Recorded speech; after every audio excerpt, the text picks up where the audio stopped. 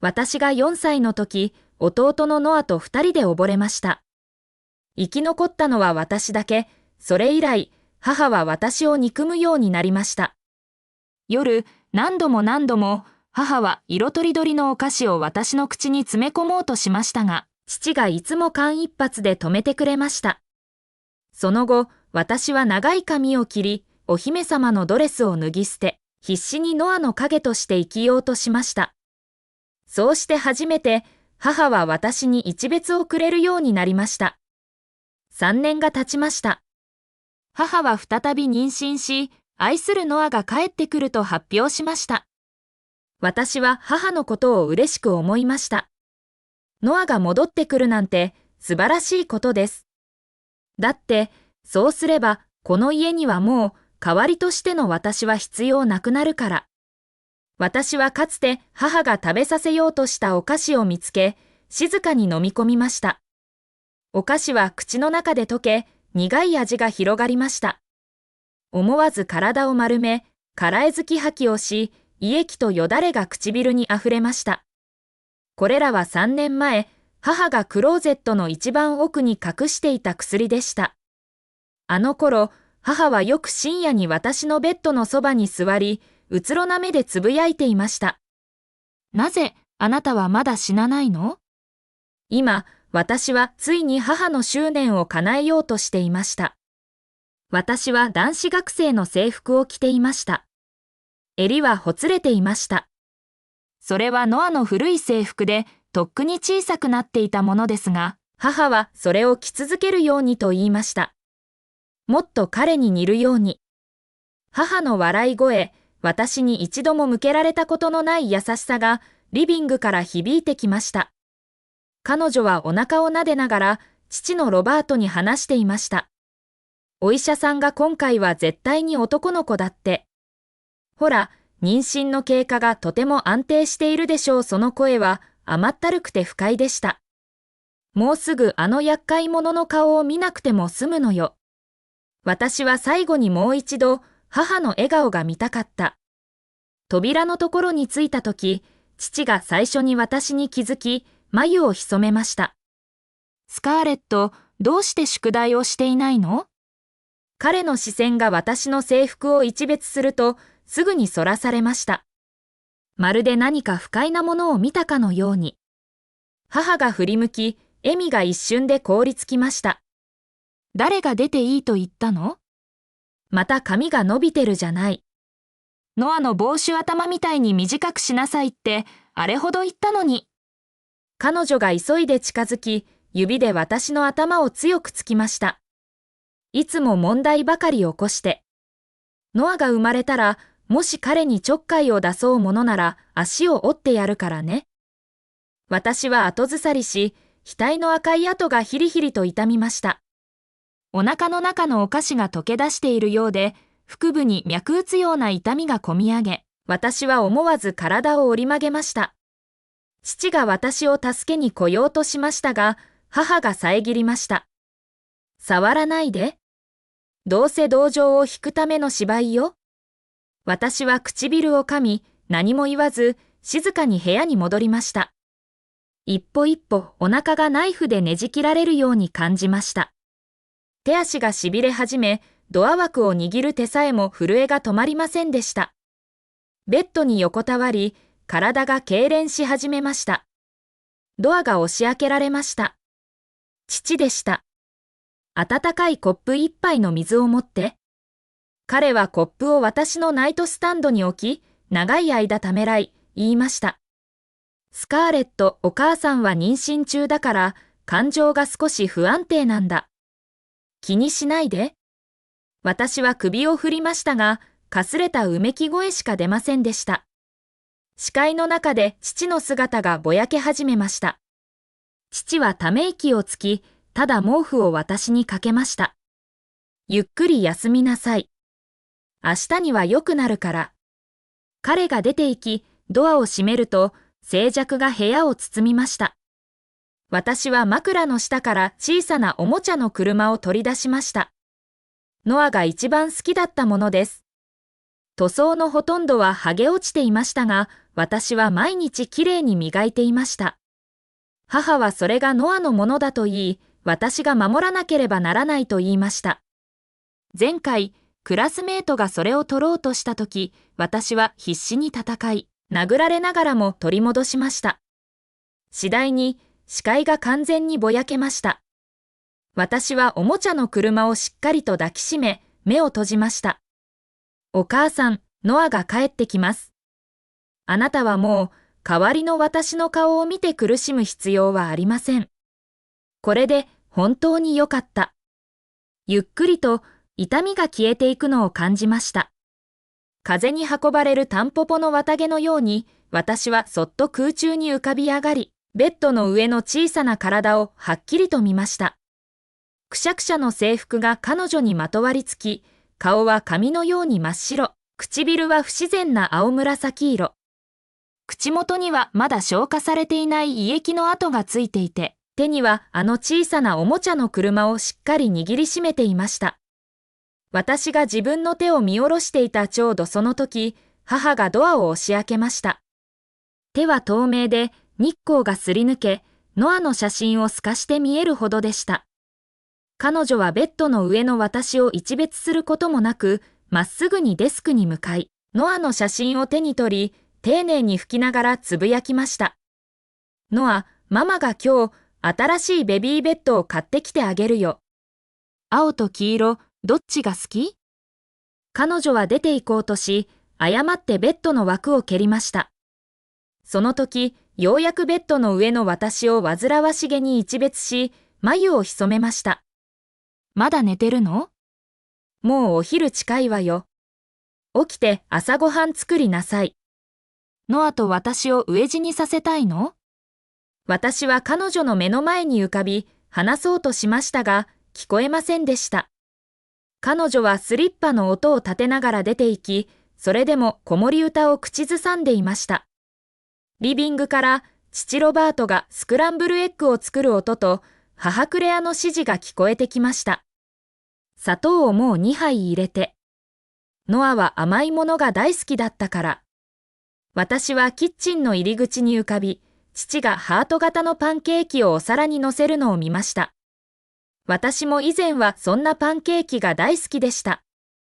でも、ノアが亡くなって以来、父は丸いものしか作りませんでした。ノアは凝ったものが嫌いだと言いました。母はお皿を受け取り、大切な宝物を拝むかのように、食卓の真ん中に丁寧に置きました。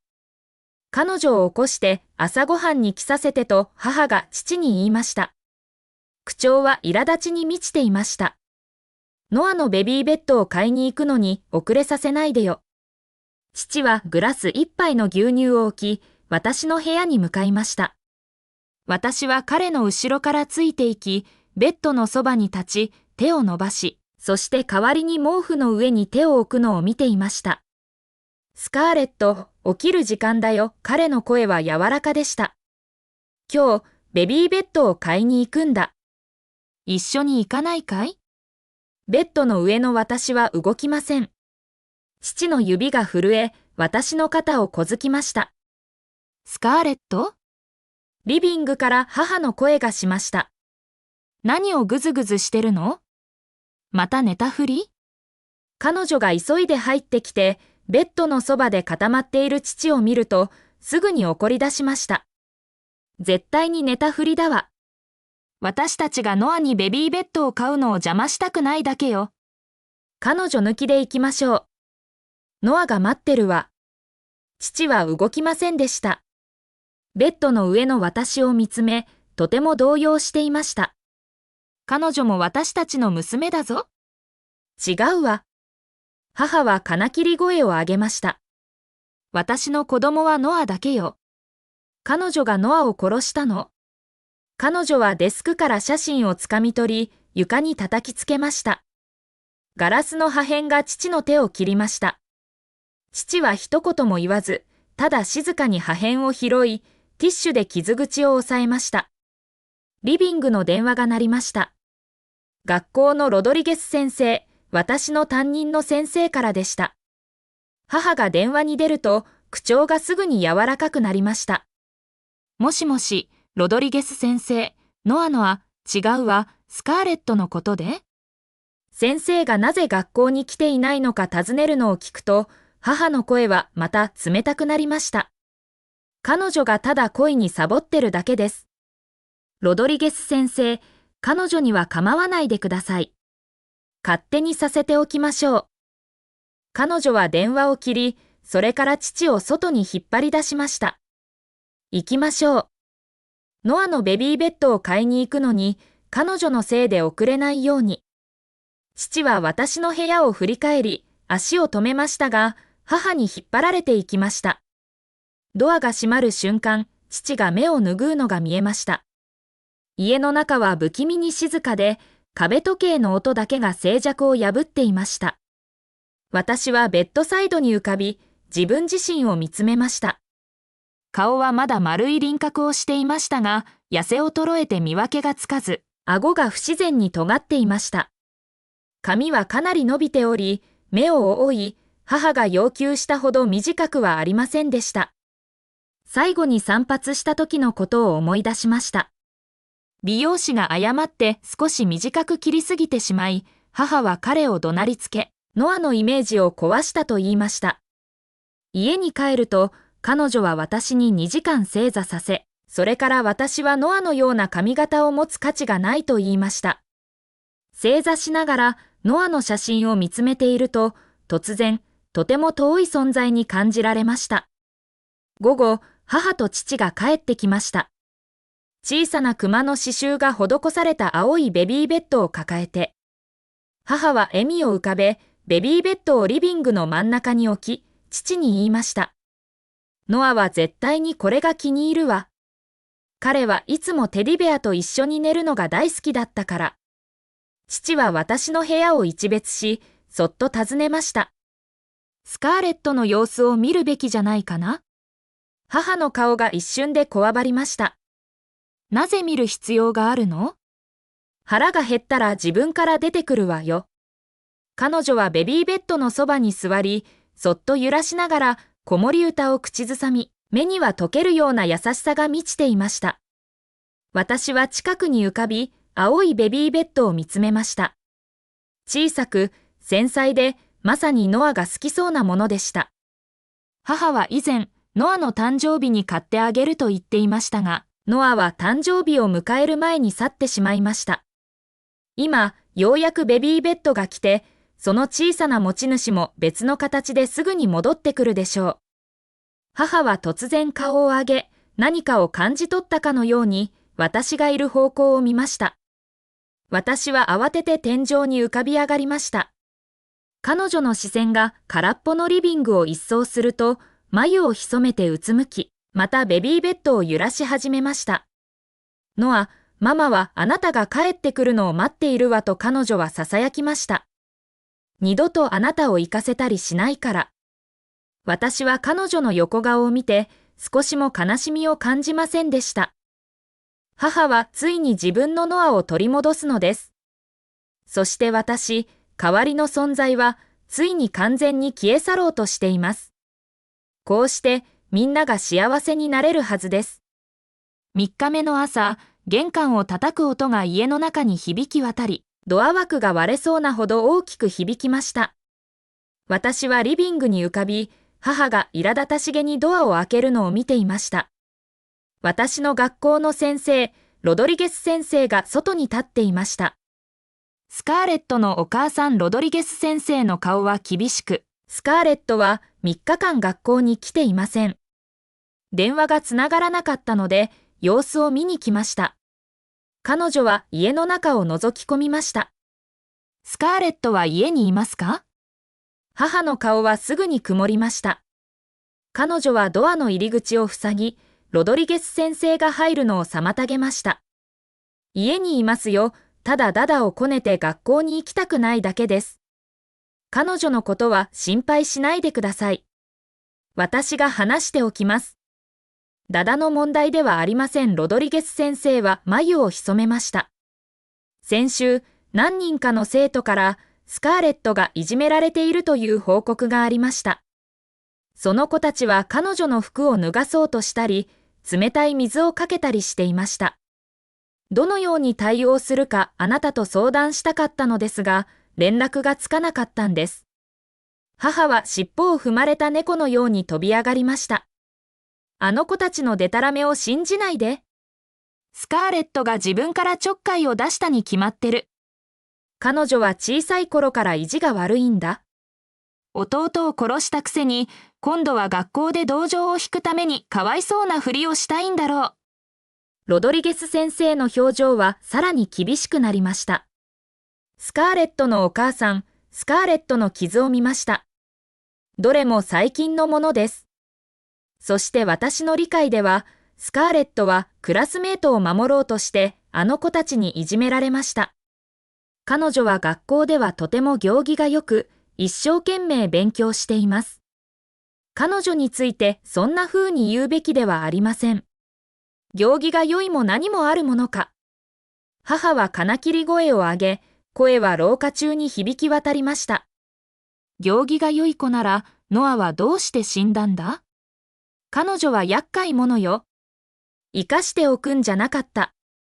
ロドリゲス先生は彼女の怒声に驚き、ため息をつきました。このままでは、私は児童保護サービスに連絡するしかありません。スカーレットは良い子です。こんな風に扱うべきじゃない。そう言うと、彼女はきびすを返して去っていきました。母はロドリゲス先生の姿が階段の踊り場に消えるまで、彼女の後ろで罵り続けました。ドアを閉めた後、母は怒りに震えていました。彼女は私の寝室のドアのところまで歩き、思い切り蹴りました。スカーレット。私にどんな迷惑をかける気？先生まで家に来るなんて。どうして死なないの？私は彼女のそばに浮かび、歪んだ彼女の顔を見て、突然、4歳の時の溺れた事故を思い出しました。ノアと私は川に落ちました。